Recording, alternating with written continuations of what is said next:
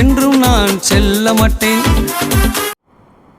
அன்பான என் சொந்த பந்தங்களே, my beloved friends in Christ, ரொம்ப மகிழ்ச்சியா இருக்கிறீங்களா? are you very happy? தேவன் உங்களை சந்தோஷமாக வைப்பார்.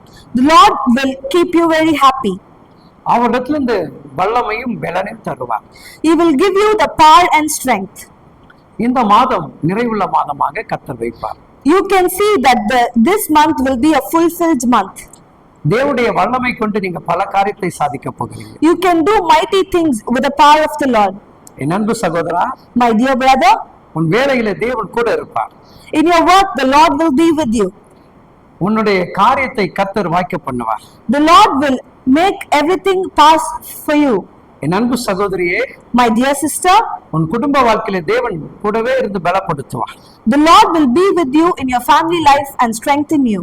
வேதம் நமக்கு தெளிவாக சொல்லுகிறது. The Bible clearly says. சங்கீதம் 65:6 வசனங்கள் இவ்விதமாக சொல்லுகிறது. Psalm chapter 65 verse 6 says. வல்லமையை இடைக்கட்டிக்கொண்டு உம்முடைய பலத்தினால் பர்வதங்களை உறுதிப்படுத்தி. You formed the mountains by your power and armed yourself with mighty strength. நீ தேவனுடைய பலத்தால் நீ இடைக்கட்டப்பட வேண்டும். You should be formed by the power of the Lord. தேவனுடைய வல்லமை எப்பொழுதும் உன்னோடு கூட இருக்க வேண்டும். The Lord's strength should be with you for sure. தேவ வல்லமை தேவ பலனும் இருந்தாலே உன்னால சாதிக்க முடியும். If the Lord's power and strength is within you, you can do greater and mighty things.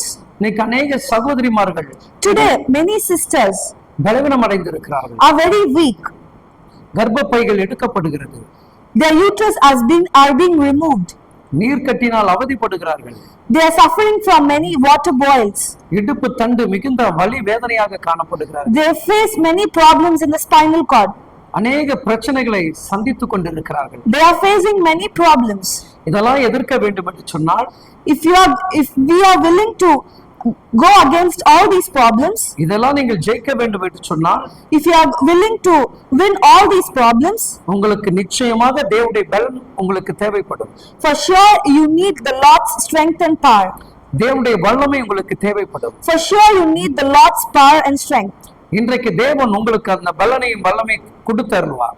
Today the Lord will give you that power and strength to you.